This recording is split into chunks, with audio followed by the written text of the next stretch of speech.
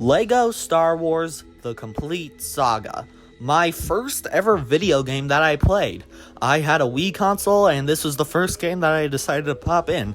I mean, yeah, I got Wii Sports with it, but who cares? It's Star Wars! You don't understand how happy little me was when I first popped in that game and just saw all that the game had to offer. It really made me fall in love with gaming, making me think, what else is capable with gaming? And that's how I got into gaming, honestly. But yeah, this game is really special to me. I have a lot of nostalgia for it. And I recently decided to replay it on streams. And, does it hold up? Well, let's find out. All of the levels are designed in a unique way, focused mainly around puzzles rather than combat. The puzzles can be really challenging at times, especially for 8-year-old me, because, hold on, let me put on my old man voice for this. Back in my day, we didn't have the YouTube, and so we had to figure out the puzzles ourselves, kiddos. For real though, I didn't really grow up with the internet, so I had to figure out how to finish these puzzles on my own. And low-key, it was very, very hard. But coming back to the game, the puzzles still are kind of challenging, especially for me. Also, I want to talk about another thing related to the levels, the attention to detail.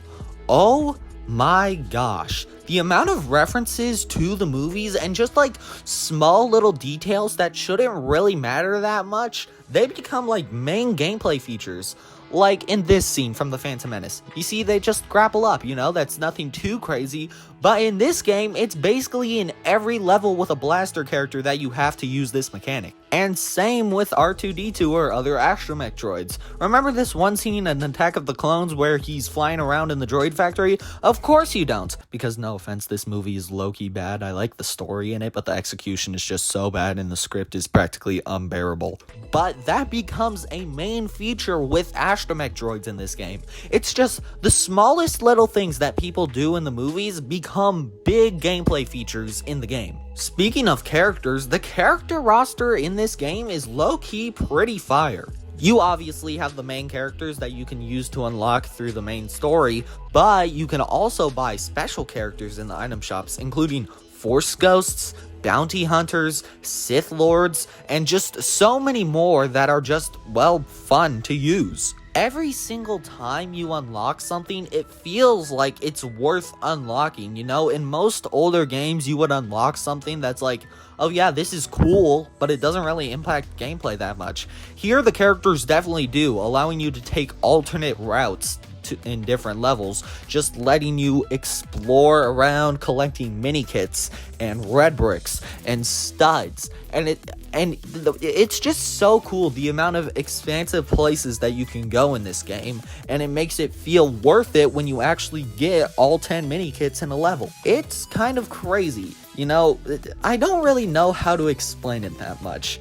It's just a feeling of like, you unlock not only one of your favorite characters from the game, but they also have really cool abilities. I also want to talk about the bounty hunter missions. This is one aspect of the game that's often super overlooked, but basically once you unlock all of the bounty hunters in the game by buying them through the shop, or just putting in cheat codes, you'll unlock bounty hunter missions, which you can use to find some other characters that Jabba's placed bounties on. And once you do it, you get some studs and some gold bricks. It's pretty cool.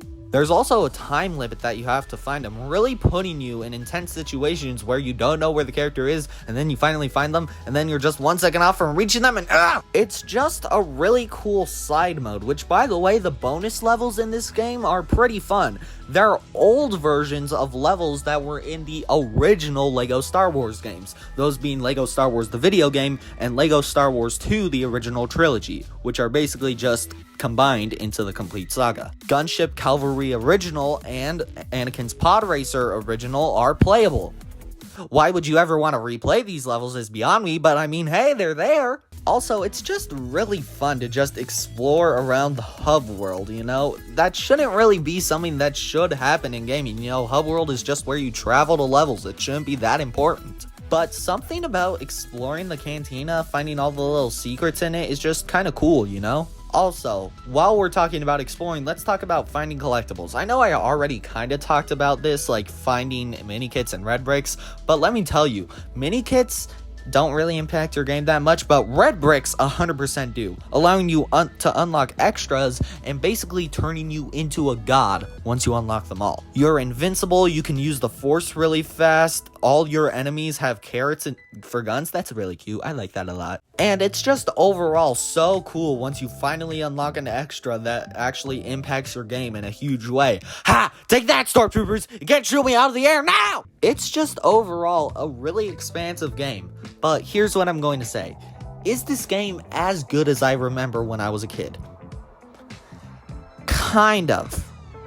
But not really. I've noticed there are quite a bit of flaws in this game.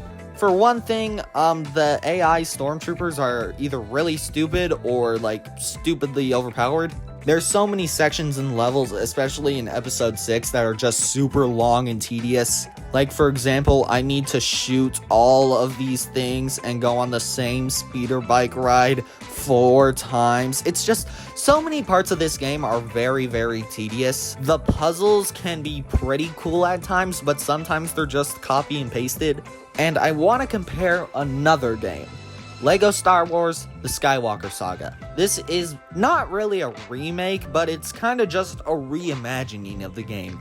Kind of taking the base mechanics of the game and expanding on it. You know, it takes the modern approach, where it's less focused on levels per se, and more focused on the end game. And let me tell you, I will take the end game of the Skywalker Saga over the end game in the complete saga any day, because the end game is just so much fun. You get to explore the galaxy. It's essentially just like Star Wars GTA, it's just so much fun exploring the galaxy and just finding all these cool characters, hidden collectibles in places you wouldn't really think of. You know, it's just overall a really, really good endgame. But the levels in the complete saga, 100% clear the levels in the Skywalker Saga. The Skywalker Saga's levels are pretty cut and dry, you know. Don't get me wrong, they're still fun, but it really seems like they just rushed the story levels in order to focus on the endgame a lot more.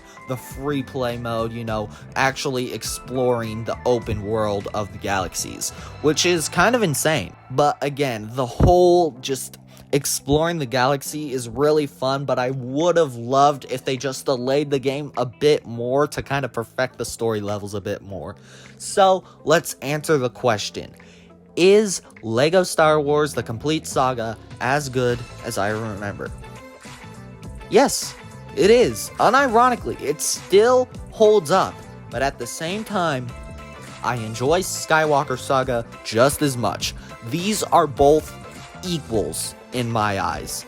They are not the same game. They offer completely different experiences, but I enjoyed them all thoroughly. Overall, I do prefer the humor in the modern LEGO games a lot more, and it's a lot more expansive with the world building in the Skywalker Saga, but at the same time, the story levels in it are just so good in the complete saga.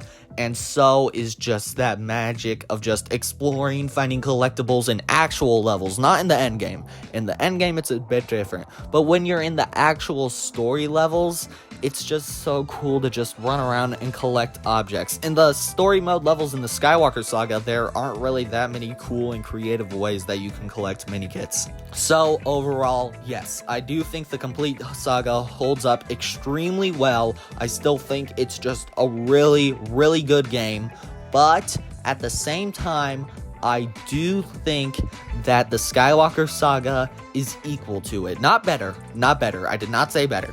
It is equal. But yeah, this is my first non-Fortnite video on the channel, so if you guys enjoyed it, be sure to drop a like so I can make more of these. Subscribe if you want to. Use code LilSmurf in the item shop. With that being said, I'll catch you guys in the next one. Peace out.